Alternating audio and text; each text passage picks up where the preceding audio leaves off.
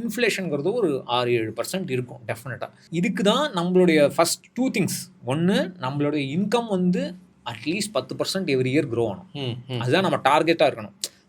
கார்பரேட்டில் இருக்கிறவங்களாம் என்ன ரொம்ப கத்துவாங்க, 10%லாம் வராது சார், எனக்கு யாரும் கொடுக்க மாட்டாங்கன்னு. பட் அட்லீஸ்ட் ஆண்டர்ப்ரனர்ஸ் ட்ரை பண்ணலாம். ஏன்னா அவங்க கையில் கொஞ்சம் கண்ட்ரோல் இருக்குது, அதை கொஞ்சம் ட்ரை பண்ணலாம். ரெண்டாவது, நம்மளுடைய செலவுகளை வந்து, அதாவது புதுசாக செலவு, இருக்கிற செலவுகள் ஏறுறது நம்ம ஒன்றும் பண்ண முடியாது, சாப்பிட்டு தான் ஆகணும். அதுக்காக கம்மியாக சாப்பிட முடியாது. அது சாப்பிட்டா வேறு பிரச்சனையில் வந்து வரும், ஹாஸ்பிட்டல் பில் வரும், அது வேறு செலவு வந்துடும். ஸோ அந்த மாதிரி பண்ண முடியாது.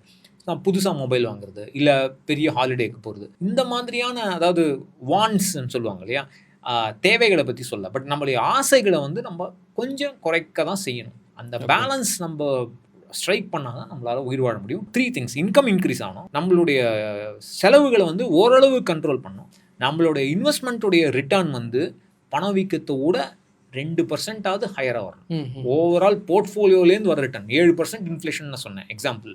நமக்கு வந்து 15 வருஷம், 20 வருஷம், 30 வருஷம் கழிச்சு நம்மளுடைய ஃபுல் போர்ட்ஃபோலியோவில் நம்ம இது வரைக்கும் இன்வெஸ்ட் பண்ண பணத்தை எல்லாத்தையுமே கால்குலேட் பண்ணி டோட்டல் ரிட்டர்ன் பண்ணோம்னா அது 9%ஆவது வரணும், டேக்ஸ்லாம் தாண்டி.